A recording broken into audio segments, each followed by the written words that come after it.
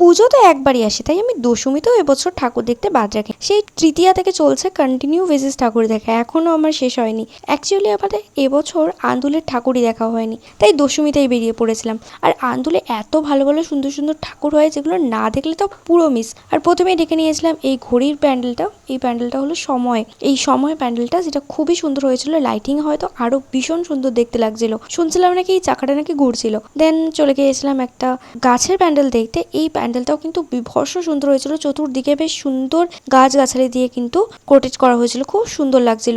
আর তারপরে চলে এসেছিলাম আমবাগানের প্যান্ডেলে, এটাও কিন্তু বিভৎস সুন্দর হয়েছে। আমবাগান তো আমার ভীষণ ভালো লেগেছে। তালপুকুর ধারে করেছিল উল্টানো রাজবাড়ি, এটাও কিন্তু পুরো রিয়েলিস্টিক লাগছে। তারপরে চলে এসেছিলাম বহুরূপী প্যান্ডেলটা দেখতে, এখানে অলরেডি ঠাকুর ঘোরানো শুরু হয়ে গেছিল।